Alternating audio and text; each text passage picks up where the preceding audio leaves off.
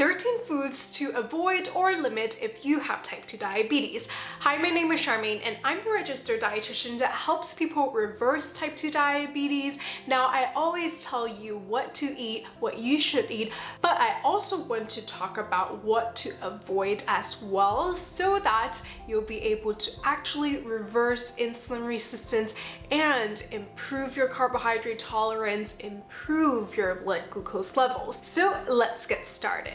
The first one is eggs. Now, I know a lot of you love eggs and eggs are a usual breakfast for you, especially because you may find other breakfast items like oatmeal skyrocket your blood sugar, so you turn to eggs and bacon.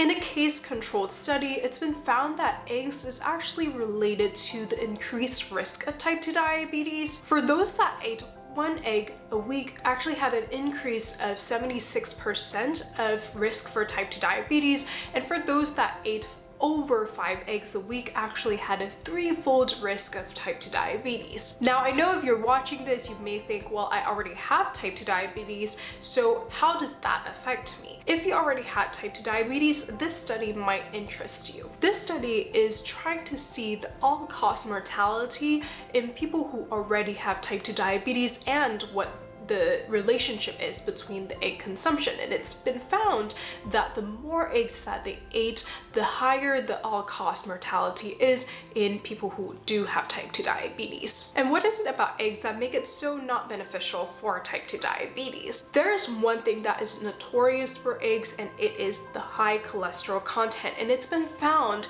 that high cholesterol intake is directly related to increased risk of type 2 diabetes. So if you really want eggs, I would say once in a while is fine, but I would also encourage you to try other alternatives like tofu scramble or a chickpea scramble that does not have the cholesterol nor saturated fat in it that can help you increase your insulin sensitivity. Number 2 is sugar-free cookies. Now let's take a look at this sugar-free cookie. Sounds like it's very diabetes friendly. However, if you look at the ingredients, do you see what the first ingredient says?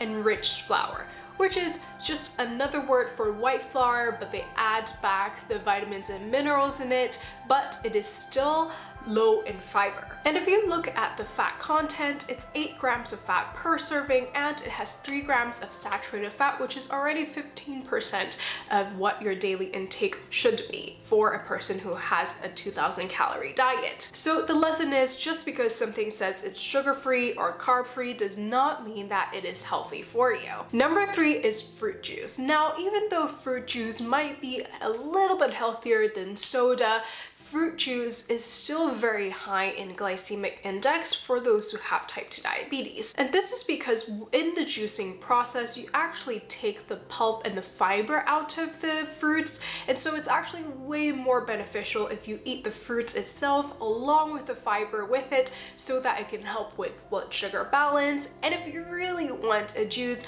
I would suggest a green vegetable juice just made with vegetables because it's way lower in sugar. And like I said, better yet, just eat fruits by itself. And even though fruits do have natural sugar, the package of fiber and water is what actually helps you lower the glycemic index of the food itself. Number 4 is deli meats. Now, I work with a lot of people who have type 2 diabetes, and before they worked with me, they would always snack on cheese and deli meats because it's low in carbohydrates. But the thing about deli meats is that it's very high in sodium, and if you don't know, salt intake is actually directly related to increased risk of type 2 diabetes. Number 5 is red meat. There's been research that shows that high red meat and processed meat consumption is linked to insulin resistance and non-alcoholic fatty liver disease, which is also very common in people who have type 2 diabetes. Which brings us to number 6, processed meat like ham or sausage as well, because of the study that I mentioned before. It's also been shown that unprocessed and processed meat is not beneficial for heart health as well, which is a crucial thing in type 2 diabetes because a lot of people who have type 2 diabetes also have heart disease as well. So this is something that we definitely want to prevent. We need to do as much as possible to lower the heart disease risk in people who have type 2 diabetes, and And the great alternative to red meats, processed meats, is plant-based proteins like beans, legumes, tofu, tempeh. Not only will they provide beneficial protein for balancing your blood sugar for your overall health, it also can help you improve insulin sensitivity and has beneficial fiber that can help you reverse insulin resistance as well. Number 7 is refined grains. Refined grains is stripped of the beneficial fiber that comes with the grain itself. So for example, the white rice is refined grains, or white bread is refined grains, because the fiber, the husk, is taken out of it. Now, the beneficial precious fiber is actually what helps you balance your blood sugar and helps you reverse insulin resistance. So try to replace refined grains with whole grains like barley, farro, wild rice. They are amazing for your blood sugar control. Number 8 is cheese. Cheese is actually very high in saturated fat in general, and it can contribute to insulin resistance. Saturated fatty acids, when it's gone into your bloodstream and into your cells, can turn off insulin receptors and causes your cell to be insulin resistant. And that is when insulin can't work effectively in bringing glucose from the blood into the cells. And so where does the glucose go? It's stuck in the blood, and that's what causes high blood sugar in type 2 diabetes. Which brings us to number 9, butter, also high in saturated fat. Number 10, coconut oil. A lot of people don't know this, but coconut oil have even higher saturated fat content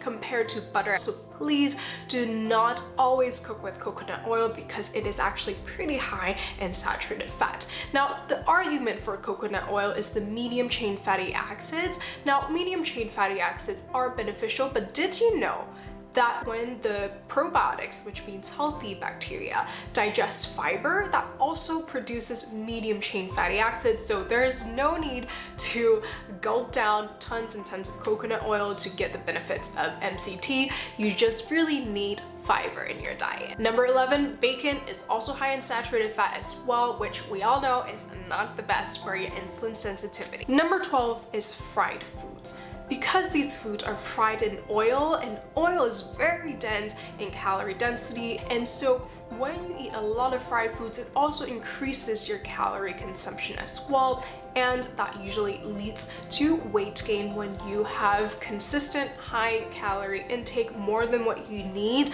and that can also contribute to insulin resistance as well, which is what we don't want. So stay away from fried foods and maybe use your air fryer more. Number 13 is cigarette, and I know cigarette is technically not a food, but it is still best to quit smoking if you have type 2 diabetes. There's been research that shows smoking can influence how your body regulates your blood glucose, which can cause type 2 diabetes. And also studies shows that smoking acutely affects your blood glucose or increases your blood glucose. And what acutely means that is that it almost has a short-term or immediate effect. But on the other hand, research have shown that quitting smoking can help you reduce the risk of type 2 diabetes. And that's the list. And if you'd like to learn more on how I help people reverse type 2 diabetes and get off diabetic medications by tackling the root cause of type 2 diabetes, which is insulin resistance, with a plant-predominant diet, then make sure you check out my free reversing diabetes training. Link is in the description below, and I'll see you guys there.